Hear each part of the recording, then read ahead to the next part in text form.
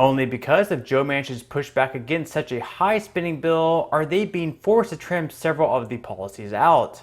So because of all the disagreements, at earliest, we probably won't see this bill passing until some point in late January. And honestly, it really wouldn't surprise me all that much if this thing drags all the way into the spring. Because of this, some Democrats ponder whether or not President Biden should consider passing some of the measures in Build Back Better through an executive order. This would make it so perhaps Americans could continue receiving the monthly child tax credit payments next year as well, without Congress even passing it. And sure, the Supreme Court would most likely strike this down, as President Biden would not have the executive authority to do this, but regardless, some Democrats continue to push him to do so. Here is Democratic Representative Susan DelBene discussing the best path forward for the Build Back Better Act and her thoughts on whether Biden should use an executive order to pass some of the policies. Are you open to the idea of President Biden using executive action to pass parts of the Build Back Better Act? Well, I think we have to be clear that we need long-term durable policy, and executive action can be helpful, but it does not provide durable policy. That's Congress's role. And so I think Congress needs to act. And especially we look at things like the child tax credit, the only way we're going to extend that is through passing legislation. We are a co-equal branch of government. We have to do our part. So then what's the best way forward for legislation?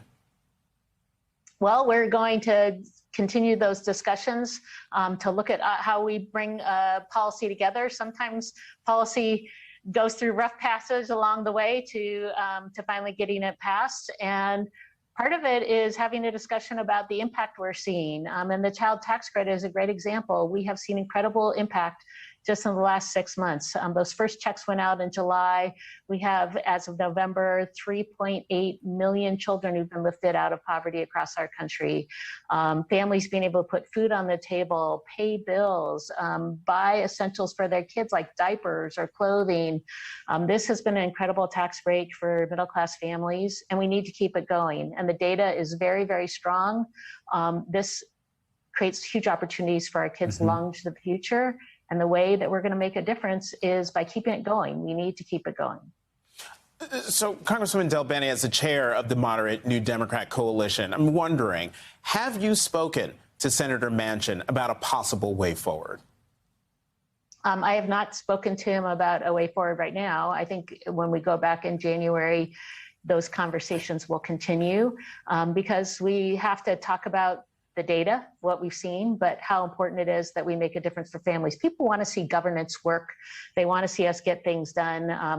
As the chair of the New Dems, most of us represent purple districts across the country, and folks on both sides of the aisle want to see governance work. That's the opportunity we have between the House and the Senate to show them. We made that happen with the infrastructure bill. We can show them it can happen with Build Back Better. But there's more work we have to do to get there. And again, it's important that we have long-term durable policy that families can count on.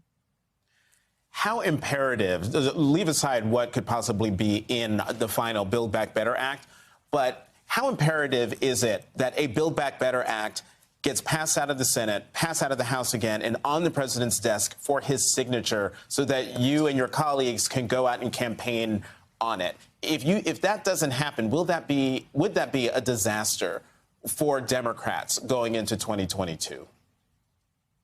Well, good policy is good politics. The way folks make decisions at election time is to understand what their member of Congress was able to do for them. And one of the biggest things we can do is make sure we're making investments in our communities and our families and workers.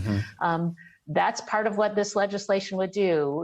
We did it with the infrastructure bill. We need to do it with Build Back Better as well. So Representative DelBene says that it's on Congress to act and that Biden shouldn't use executive orders to do so.